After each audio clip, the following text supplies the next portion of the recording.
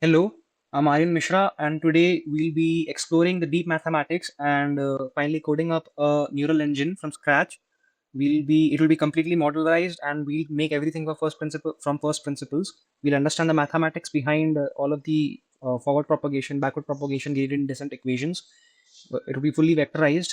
We'll be using mini batch training method to optimize our training. And our ultimate computational objective here is to train a network capable of classifying the MNIST database of handwritten digits. So structurally, the inputs are 28 by 28 pixel grayscale images, and we flatten these out to two-dimensional spatial structures into a 784-dimensional vector, which will serve as a raw input feature matrix. And the target space is a 10-dimensional vector, where each output node corresponds to a probability for digit 0 through 9.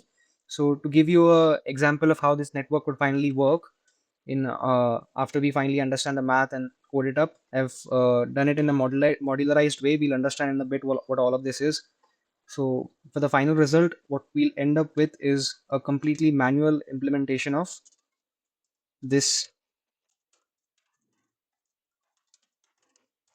network, which will understand and train on the MNIST network in a second. I'm training the network here, you can see. So by using a mini batch training method, so that the training basically in every epoch is a generation. The data goes through the entire data set in batches. The batch size here is specifically 64. We'll explore that in a bit. I'm training the network for 10 epochs here. Okay, as the training is completed now, it took about half a minute or so. So the test accuracy, as you can see, we got around 97%, which is pretty good for a completely self-made neural network. So let's get into the mathematics of how this works. Alright, so stepping away, here's the math that we'll be understanding. But one quick note, since the math here is very rigorous, I'll try to provide a general high-level overview in a short amount of time about what's exactly going on here and how it's functioning. If you want to explore the mathematics in a bit more rigorous detail, this PDF in fact covers the entire derivations from start to end, building from basic notation to the final batch vectorized gradient descent that we have.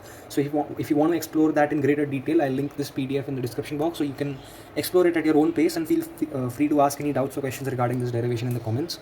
Let's get into it. And for learning here, instead of a 784 dimensional 4-layer neural network, we'll understand this whole architecture on a smaller dummy network here, and then scale up to generalize it. Alright. So as I said, the milestone here is to train this engine on the benchmark MNIST database of handwritten digits. We'll ingest a 28 by 28 we'll ingest 28 by 28 grayscale images and flatten them out into 784 dimensional input vector, and the pipe pipe them through our topology to 10 distinct output neurons representing the probabilities for digits of 0 through 9. But to make the mathematical derivations clean, we will track our formulas using a compact and simple dummy network architecture. So let's get into it. So to ground ourselves to concrete topology, the layout is shown here. So the first layer of the network is holding our raw features with a dimensionality of nx here. Nx represent the number of neurons in this layer. X is the name of this layer, and the layer 1 is the hidden layer containing n1 amount of neurons. It's structurally hidden and is running a rectified linear unit activation function. We'll get into that a bit, why we use an activation function. And finally, the output layer contains n2 neurons and processing the predictions via a fused sort of a softmax plus cross entropy loss setup. We'll get into that. And most importantly, the biggest point of confusion in the entire derivation is the notation here. So I request you to pause the video right now if you want to understand the derivation in a much better way, because it can get very confusing about all of these notations. So pause the video, take your time, and understand the notation here. And one important distinction that I'd like to make here is the distinguishing factor between the capital letters and the lowercase letters. The capital letters here represent the macro level or the batch vectorized matrices that process an entire batch of M training samples simultaneously, and the lowercase letters are reserved strictly for micro level scalars or isolated single sample vectors.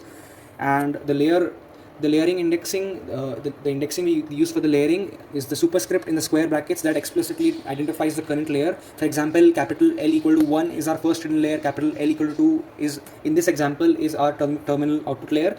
And most importantly, the weight matrix notation WJK superscript L. So it defines the jth neuron in the current layer and connected the weight between the jth neuron in the current layer connected to the kth neuron in the previous layer. So you want to make sure that you do not swap these two. You cannot write WJK superscript L as WKJ superscript L. If you try to do that, the dot product multiplication might work out, but you'll end up seeing like accuracy of around 10-20% in your training. So we don't want to do that.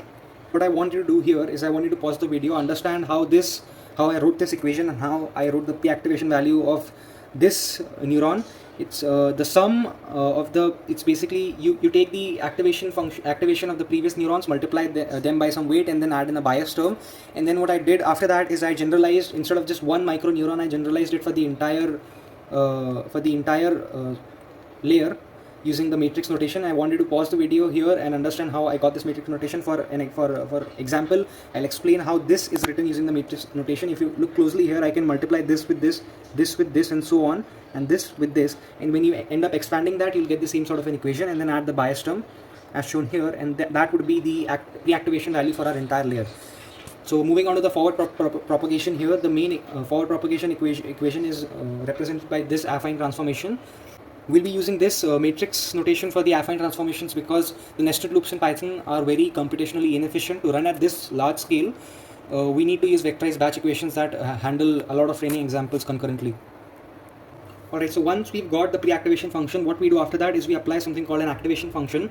We apply the activation function element-wise, where the activation function is some g of x, and without this step the network would collapse into a single linear regression model regardless of how many layers we have added. The linear transformations of linear transformations would remain fundamentally linear. Introducing a non-linear function such as the sigmoid or the tan h or the ReLU, the rectified linear unit, or the Softmax function, we ensure that the model is able to map intricate high dimensional boundaries. So to formalize the dimensional mappings for a dummy network to make our impending calculus derivations more transparent, we'll be using this notation. For the input layer, we have nx cross m, it is of dimensions nx cross m. And for the first layer, we have the activation function and the pre-activation function, which is denoted, the superscript 1 denotes the first layer, its dimensions are n1 cross m. The weight and the bias matrix we also have to convert the, to take the input layer and then apply the affine transformation and get the pre-activation and activation values for the next layer. The main thing to note about the weight matrix here is that it has dimensions of the current matrix cross NL minus 1, which is the previous layer.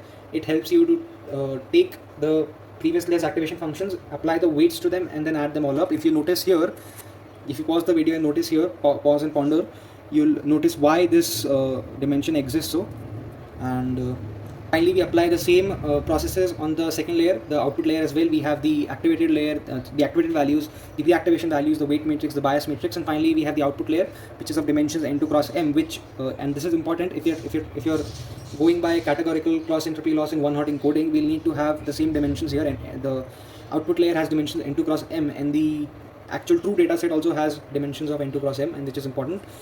And for the first layer, we'll be using the ReLU activation function, which is represented by this equation, and it looks something like this. It is basically 0 for all inputs that are less than 0, and a simple y equal to x function for all inputs that are greater than 0.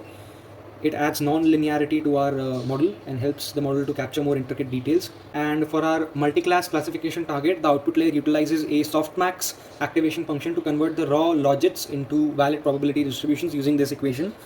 It's raised to the power, and to prevent, what we'll do in the code here is to prevent something called an overflow error.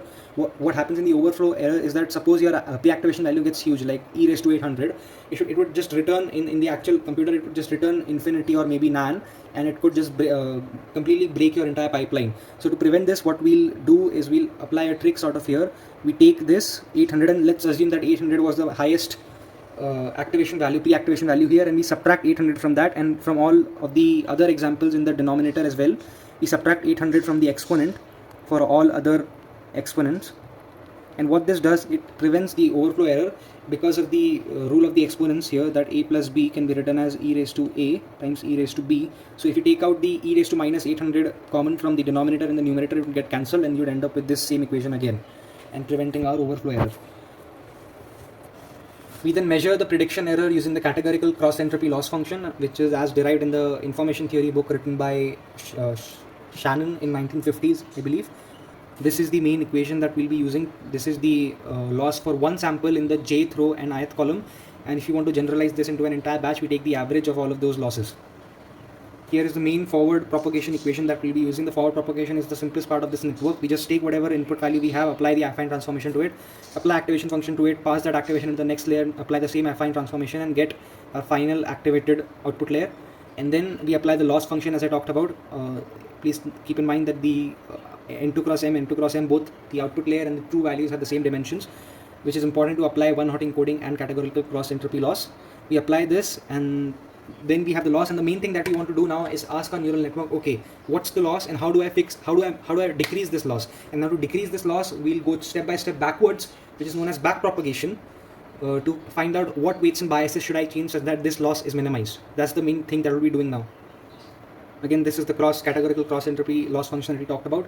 It's a derive formula. It encodes the disparity between bits, and it tells you if this loss is large, that means the difference between the bits is very large and we need to minimize that difference. And if it's small, that means the difference between the two bits is not that much. We use it here to compare two distinct probability distributions and the parity between them. Now we are going to execute the code derivation of the entire engine, which is the backpropagation algorithm. And the backpropagation algorithm basically asks, how should I change the weights and biases to minimize the loss? And to do that, we are first going to compute the gradient of the loss with respect to our terminal pre-activations from first principles. So we want to find del C by del Z, and by the multivariate chain rule as presented here, because a change in every logit Zj would shift every single output activation probability AK, since we are using the softmax activation function. Hence, a single change in any logit here would also affect every other activation value. So we must sum the partial derivatives across all the structural pathways, and that's how we come up with this equation accounting for all paths. And using the chain rule, we go downwards. So del C by del A we're taking this route for every k in the neuron. This should now be -1. So we're doing this for every neuron, and then after that we're looking into the deeper branches. So del A by del Z is how we reach the required Zj pre-activation. And from our categorical cross entropy loss function, it is very easy to find this derivative. This derivative is simply just this. We find this out from this equation using differentiation, and then after that, the main thing that comes down to finding derivative is for this del A by del Z. We know that the activation of the neuron is related to the pre-activation value divided by the entire summation of all of the other logits to get the probability function, where S is this. So we need to split this up into cases of direct and indirect paths. Like for example, to reach Z1, you could either take the path through C, A1 and then Z1, or you could also take the path through something like A3, and then from A3 you're reaching Z1. This is only possible because we're using softmax activation function. So for the first case, which is the direct path, which is k equal to j basically means the direct path, we do this differentiation, and by using the quotient rule over here, because j would be present in the numerator and the denominator as well. So after applying the quotient rule and simplifying and substituting the formulas, we get this expression for del A by del Z through the direct path, and for del C by del A using the previous equation from the categorical cross entropy loss function, we could get this. And for this, and keep in mind that this case only one outcome is possible, that you take 1, 1, 2, 2 such paths. So it's just one possible outcome. And for k not equal to j, you can have, like, if there are total n outcomes possible, this has one outcome and this has the other n-1 outcomes. So we need to apply the summation on this. So for k not equal to j, we apply the quotient rule again, and then but the difference here is that only the k is only present in the denominator, and after applying the chain rule and simplifying, we get this equation. From the same previous equation of cost function, we can derive this as well, del c by del a. And now we split the sum into two parts, where the two parts are, the first part is where k equal to j, and the second part is where k not equal to j. As I talked about this earlier, that k equal to j has only one case, and this will have the other n-1 cases. We can write this, substitute the formulas, and this is what we end up with. So we can cancel this out and then open the bracket by distributing yj inside. And whereas for this, it's a bit more complicated, because first of all, we can cancel this out and we can take the aj out of the summation, because the summation depends on k, not j. So simplifying the first bracket, we end up with this, and for the second one, we end up with yk, where k equal to 1 till n2 is the number of neurons in that layer, and k not equal to j. And since the important thing that we're doing here is for the output layer, we're using one-hot encoding. So how you do that is using one-hot encoding. For example, let's say you want to encode the number of 3, like from 0 to 9, you want to encode the number 3 within it. So what you'd have is 0, 0, 0 representing 0, 1, 2, and finally for the third one, it would be the first on bit, and then other than that, it's going to be 0 all the way till 9. So what this matrix is encoding is the value 3. If we read it using np.argmax is the function that we'll use to decode whatever is the value of the maximum bit in this vector. And then using that property, since we are excluding just one entry where k is not equal to j, output layer, we know that the sum of all of this this entire column is going to be 1, and even in our probability distribution, the sum of the entire column is going to be 1, and hence using that property, we can subtract yj, the excluded entry from 1, to get this desired sum. And now when you open all of this and simplify, you'll get this. This is for a micro element in the jth row and the ith column, and if you want to batch vectorize this, can batch vectorize it using this equation here. This is the dz term is representing the delta term or the error term in the jth row and the ith column, and if you scale it over the j or all j rows and all I columns, you end up finally with this equation, which is a vectorized equation of the entire layer's error in the pre-activation value, which comes out to be very precisely the output layer, the difference between the R output layer and the actual true values, which is very mathematically elegant. And now for the same process to find the error in the cost function with respect to some particular weight jk in some layer, we apply the same equations. Since we know that the cost function is dependent on z and z itself is dependent on w, we'll apply the chain rule again. And the important part about del c by del zj here is that it takes care of all the other paths prior to it, because we've already taken care of del c by del zj right over here. We do not need to worry about summing over all other possible paths. We just multiply the derivative of z with respect to w again. And since we know that the value of z is defined as w into a in plus b, we can find the derivative of z with respect to w as shown here. And then for the entire batch of m samples, we can find the net average categorical cross entropy loss using this formula. And when you apply this formula, one thing that you notice here is that it is basically a matrix dot product that is written here. This for example, this is representing the jth neuron in the ith column, and if you transpose this, if you look at this like it is the transpose of some matrix, so this would be the kth neuron in the ith row. Notice I said the ith row and not the ith column. So when you finally convert this to the actual dot product notation by vectorization, because this is just representing the element j comma k in some big matrix dw in some layer, so after vectorizing it, you get this equation, which is the error in the weights of the nth layer would depend on the error in the pre-activation function multiplied by the activation values and the multiplication that we're doing here is dot product, keep that in mind, which is multiplied by the pre-activation values of the activation values of the layer before this, and take the transpose of that. And this represents j rows and k columns, which is evident from the notation that we've used here. And now for the same we need to find the derivative of the cost function with respect to the biases to adjust the biases in such a manner that we can decrease the cost function. We apply the same whole process as we did in the previous step for finding the weights. This term encodes all of the other previous paths, and we find the derivative of that pre-activation value with respect to the bias, which is simply just 1, as it is evident from this equation. If you find the derivative of this with respect to the bias, you'll end up with a 1. And we again take the average cost for the entire m samples, and this is what we end up with after batch vectorization, just as we did in the previous 2 examples. The batch vectorization works the same way, with j rows and I columns vectorized into one big matrix. And keep in mind that the dimensions of the bias matrix, weight matrix, and pre-activation matrices are all of the same dimensions of dz, db, and dw. Which, if you look again here, it is evident from here as this summation basically represents that you're stacking a bunch of columns for all of the m examples, which is precisely the dimension of our bias matrix as well, if you work out the dimensions here. And for the hidden layers, the hidden layers are the previous layers. So what all we did here was for the output layer, the db2, dw2, and dz2. Now we apply the whole same process for dz1, dw1, dw1. And the core process in finding any of this is to find first the error term. The error term is known as dz. So we always first start off by finding a dz, and again we will sum up over every path. But the important thing here is that since it is not using a softmax function, it's simply using a ReLU unit here, a ReLU activation unit. So we do not, like every other logic does not influence every other activation value. Hence we can just pick one path, and the paths are derived from the previous layer z2. So z2 will always need to be taken care of for the different paths, but beyond z2 we only have one path. Hence we will apply the summation only in the second layer. As you see, j is in the jth neuron of the second layer in the ith column. We apply the summation on that, and then take the derivative of z with respect to a and derivative of a with respect to z, which tells us the net change in the cost function with respect to zk in the first layer by accounting over all possible paths to reach zk in the first layer in the ith column. So now we break down these terms. We know that del c by del zj can be written as this, which we found out in the previous examples, that error in the jth column of the second layer in the ith column.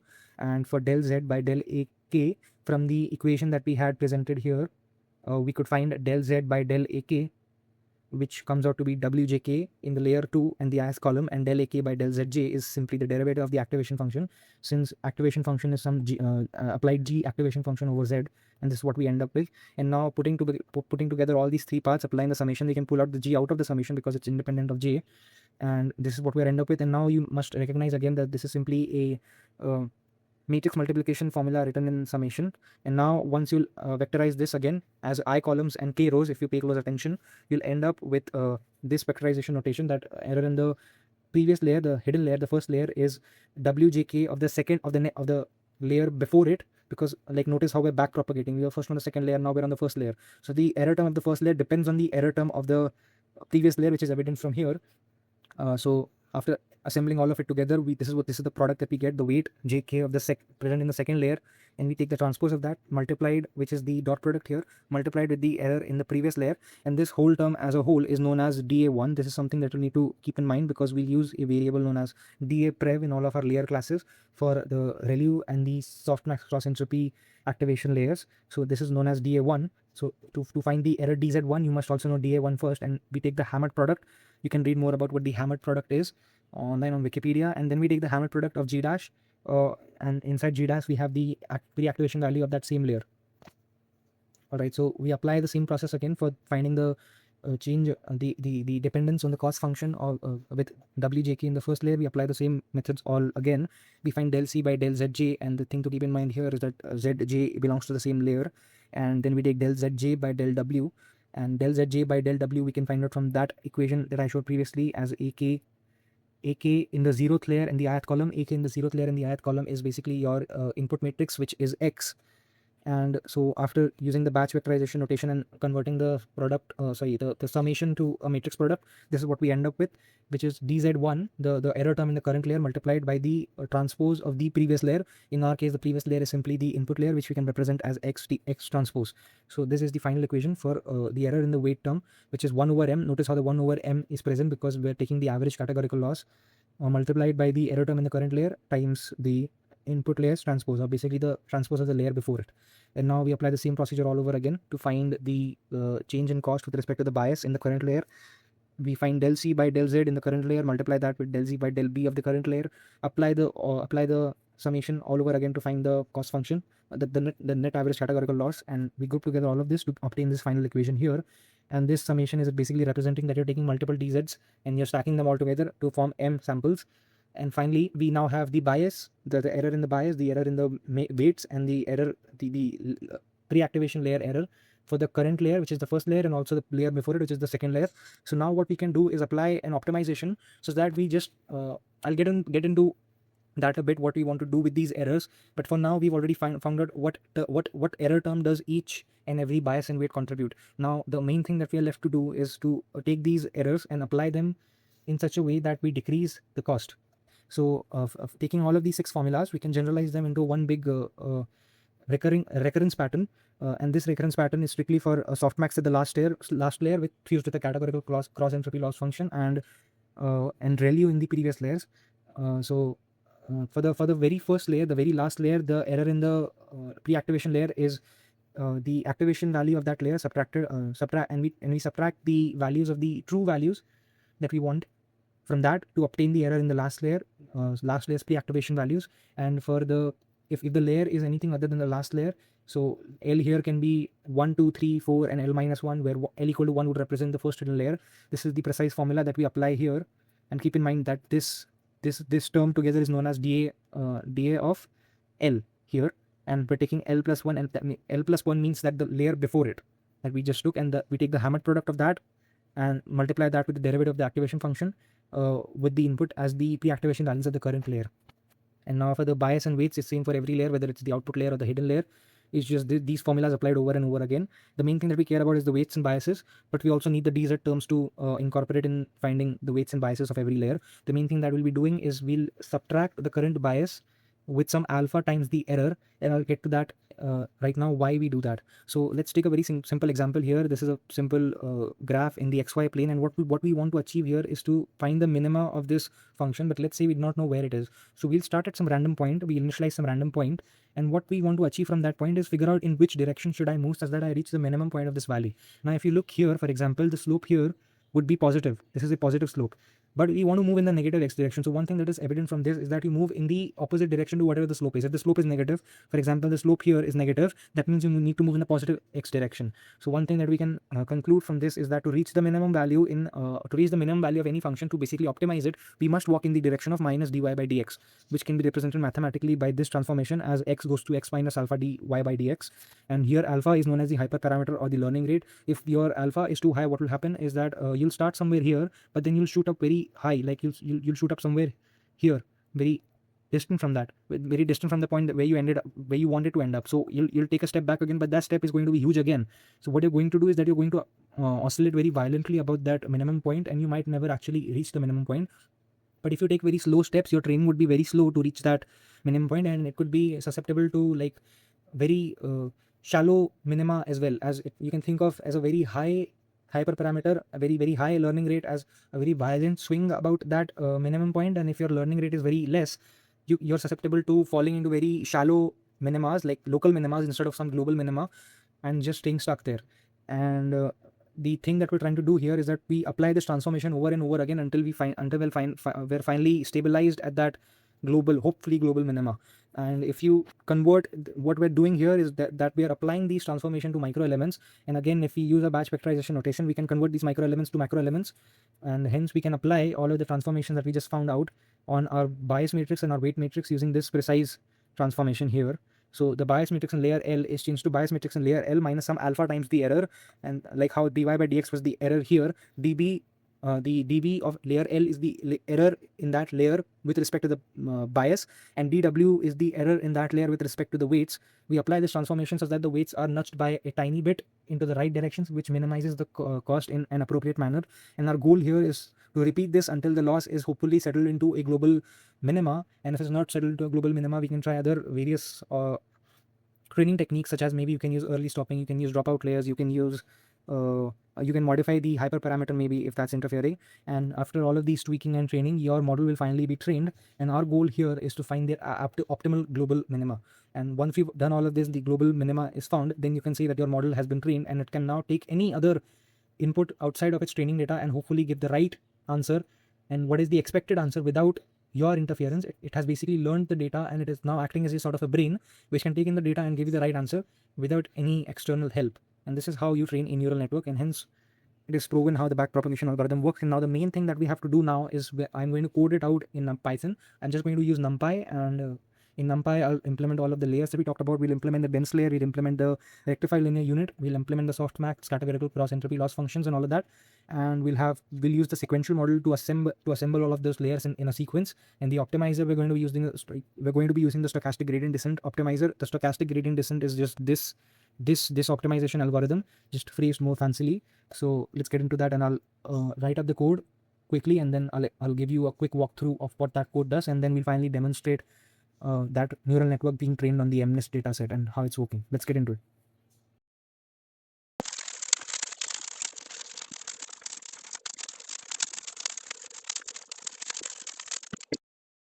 Alright, so the code is completed, but before we get into the code, we need to understand the architecture of what we've created. So our entire library would be modularized. So there will be layers.py, optimizers.py, and models.py. So you can always add and maybe add your own layers. Like for example, you could add a dropout layer here. For optimizers, you could maybe add the Adam optimizer or add momentum to the stochastic gradient descent optimizer. And for models.py, you can maybe try something different instead of a sequential model. So in our layers.py, we will have 3 classes, each deriving from the base layer class. We'll have the dense class having these parameters stored, and we'll be using something called HE initialization. I'll get into that, what that is in a bit. We'll use the rectified linear unit activation and this softmax cross entropy layer fused into one. We'll use the stochastic gradient descent model as I talked about earlier, having these parameters. And finally, the model.py will have the sequential model consisting of the hidden layers, the input layer, the loss layer, and the optimizer, all packaged into one sequential model. It'll take whatever input it has, forward it, and then go backwards, backpropagate from the loss to tune the model right using the fit function, and then we can use the model to predict new information. All right, so the whole thing, as I said, is packaged as the neural NN library with 3 files: layers.py, optimizers.py, and models.py. And you import exactly what you need and assemble the network yourself. It is the same idea as something like PyTorch or TensorFlow, but it's just written by me. So let's get into the first layer that we built. It is the dense layer, and all of these layers are deriving from the base class of layer. So the dense layer is the core building block. In the forward pass, it computes Z equal to WA plus B, where W is the weight matrix, A is the input from the previous layer, and B is the bias. That's a linear transformation. You're projecting your own input into a new space, and weights are initialized with something called HE initialization, which is square root of 2 divided by the input dimensions. The reason is variance preservation. If your inputs have a variance of 1 and you multiply by weights initialized naively, the variance would either explode or vanish as you go deeper and iterate over more examples. And the initialization keeps the variance stable specifically for rectified linear unit networks, because rectified linear unit kills half of the neurons. So you compensate by scaling up by a factor of 2. If you were using like a symmetric activation function, like something like a tanh or a sigmoid, you'd use the Xavier initialization, and instead of a 2 here, you'd have 1. And the backward pass is where the actual math is. You receive a dz from the previous layers, which is the gradient of the loss with respect to the layer's output. From that, you compute three things, which is the first one is dw, the second one is db, and dw is the gradient with respect to the weights, and it averages as 1 by m across the batch, and db is the gradient with respect to the bias. You sum across the batch dimension because the bias is shared across all samples. And then we have da prev, which is what you pass backward to the previous layer. You're projecting the gradient back through the weight matrix. It is evident from our math that we derived here as well. Let me find it. So this is the DA prep that we're talking about, and for DW and DP, this is the math that we're using in our code here. So that's what's happening, and then all three come directly from the chain rule applied to Z equal to WA plus B, as we just saw. So it's nothing magical. We've derived all of it. And for the rectified linear unit, the forward pass is just max of 0 comma z, as we talked about earlier. So anything negative would become 0. And the backward pass is simply dA times self dot z greater than 0, which is the derivative of the rectified linear unit function. And this is simply the ReLU gate. It either lets the gradient through or it blocks it entirely. And then we have our fused softmax cross entropy layer. So I combined these into one layer, and that's intentional because when you derive the backward pass, as we saw earlier, here exactly we derived the backward pass for the softmax cross entropy layer, and we got this really nice formula. And if we were to split that inside of our code, the math would get really ugly. So I just combined them into one so that we can use this beautiful result that we derived earlier. And the forward pass has two paths. First, we apply the softmax. The naive formula is just exponentiate z and then sum over the exponentiations of all other activations.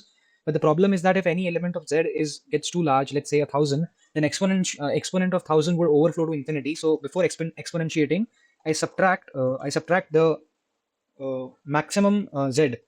This doesn't change the output mathematically because the max cancels in the numerator and denominator because of the exponent laws, but it makes the largest value 1, so nothing overflows. This is known as the log sum exponent trick. The second cross entropy loss is given by this, and where y is the 1 hot, so this picks out only the log probability of the correct class, and then the backward pass would return the formula that we derived earlier, the a minus y. And we saw how this came from dl by da through the softmax derivation. Then we can move on to the optimizers. We're using the stochastic gradient descent optimizer. For every layer with weights, the update rule is given by w goes to w minus alpha times dw and b goes to b minus alpha times db. So this is what this code is doing here. And you're basically walking downhill on the loss surface, step size controlled by the learning rate. And then all of this is compiled together into a sequential model. And the sequential model will take a list of layers, separate the last one as the loss layer, and then wires everything together. The forward pass is just changes the layer and passes the input layer all throughout the model to get the final output of the model. So the output of one is the input to the next. And then the fit method is where the mini batching happens. This is where we're mini batching it. So every epoch you shuffle the data with np.random.permutation here. This gives you a random ordering of indices when you which you use to reorder both x and y together, keeping inputs matched to the labels. Then you loop through the shuffle data in about chunks of 64, and we're using specifically 64 because C++ tends to handle since NumPy is built on C++, C++ tends to handle powers of 2 better in memory, so it's a bit faster. And for each batch, we do the forward pass, compute the loss, and do the backward pass and hit the optimizer step. So you can pause the video here and understand the syntax that we're doing here for every epoch, including the optimizer step. So you're doing 938 weight updates per epoch on about 48,000 test train samples, and compare that to the full batch, which does 1 update per epoch. Same data exposure, but we're getting about 938 more gradient steps because of the batching. So that's why it increases your accuracy significantly. If you were to do it without batching, you'd get an accuracy of around 85%, but here we get an accuracy of 97% almost. So it's not a different algorithm, but it just dramatically makes more updates. So the accuracy logging runs on the full data set here. It's not just running on a mini batch, so that we can get a full overview of what's going on with the model. So the predict, and finally we have the predict function. It is separate from the loss layer entirely. It just runs the forward pass and applies softmax and gives you the output. So it's just an inference function that we're using. So now we apply this entire pipeline to the MNIST database. The MNIST architecture that we're using here is 784 input neurons, because each MNIST image is grayscale, has a pixel value of each pixel has a value. This is the data set, this is the CSV that we're using. They have 784 neurons, and each pixel in that has a value between 0 and 255, representing the color value of the pixel. So we scale that color value down between 0 and 1 and feed that as our input layer. So we have about 42,000. When you perform the train test split, we'll have 784 neurons and 48,000 samples for training, and 784 neurons and 12,000 samples for testing. So, and then we use this function to one hot encode the the Y data set will be using the train and the test. We one hot encode them using this function. It's using a clever technique that we are able to use in NumPy. We create a array of zeros that has this exact dimensions. So 10 neurons over m samples, and then we the y that we're getting as an input, that gives us the columns. So for example, if the y was something like 0, 1, and 2, and when we perform np.arrange on m samples, so let's say m is 1, 2, and 3. So what NumPy will do is that it will take the 0th row and the first column. Sorry, this will start from 0, 1, and 2. So what NumPy would do is that it would take the 0th row and the 0th column. Let's change this a bit. Okay, so what NumPy would do is that it would take the 0th row and the 0th column and set it equal to 1. So basically you've encoded that the y value should be 0 using this one hot encoding. You'd get something like this. For the first example, you'll have 10 rows, so 0, so this one would be 1, and for all of the other 9 rows, it would be just 0. And then you do the same thing for the other sample. So you take the first column, and for the 5th row, you apply, you set it to 1, and all others are 0. And so this is how you one hot encode the train and test values. And we're using a CSV file to load the MNIST datasets, and our train test split percentage is around 80-20, exactly 80-20, sorry. And that is the entire pipeline for loading the dataset into our memory. And then we assemble our sequential model. This is the architecture. It has 784 input neurons, and then a hidden layer of 128 and 62 neurons. And then the output layer has the same dimensions as the y value that we're expecting. And the softmax function and the ReLU units are applied twice. The optimizer is stochastic gradient descent, and we're having a learning rate of about 10%, 0.1. So this is also known as the multi-layer perceptron, because we're assembling multiple units and we have multiple layers, and perceptron is just something that perceives. And then we train our multi-layer perceptron on our training data sets, the x and y values. Like this is telling the model what the input is, and y is telling the model what the output should look like. We're running it for about 10 epochs, which is comfortable for this data set, as this data set is very simple. There's not much complexity involved in it, and we're using a batch size of 64. So when you run on this data set, we get around 97% accuracy, and we'll see a big gap between training and testing, and that gap is specifically because of overfitting. If you want to avoid overfitting, you can implement other techniques in the layers, such as you can add a dropout layer, or maybe you can add early stopping. That's up to you to experiment with. I'll link this entire code base in the description, so you can just get your hands on it and start from this sort of a base instead of building from the basics. So what the model does is that the model basically memorizes the 48,000 training images after enough epochs. It's just memorized that here the pixel value will be like this. So if it's like this, then this should be the output. So instead of really learning the information, it's just just rote memorizing whatever the training dataset has. So that's not really important to us. So you can add other techniques such as dropout and early stopping to prevent that from happening. So, but that's for later for you to experiment with. So for a network with no framework, no automatic differentiation engine, and the math that I derived from the first principles, 97.5% or around 97% on just on a pure MNIST is exactly where it should end to.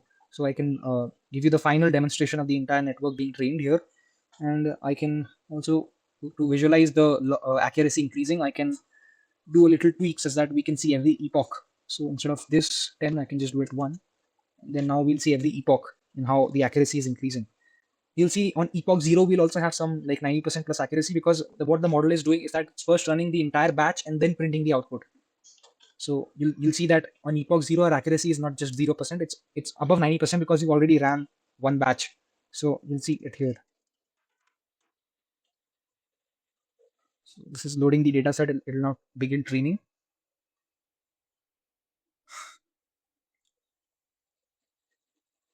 So you see that on epoch 0 we still have 90% plus accuracy, and now epoch 1 it's rising now. This is rise to about 99%, close to 99%. This is the overfitting that I'm talking about. Now you'll see that the accuracy here will increase up to about like 99% or so. But when you run it on the test data set, the accuracy will drop drastically around back to 97%, and that's because of the overfitting I talked about earlier. Yes, around 97.29% accuracy, 97.3% accuracy, dropping from 99.4% accuracy. But that's normal, and we can fix that in other ways. We can add the Adam optimizer if we want, and we can add dropout and early stopping layers. But you can experiment with that. So that's about it for this video, and this is how we've built a complete neural engine from scratch. We've derived our own math, we've written our own code, and this is what we've ended up with. Thank you.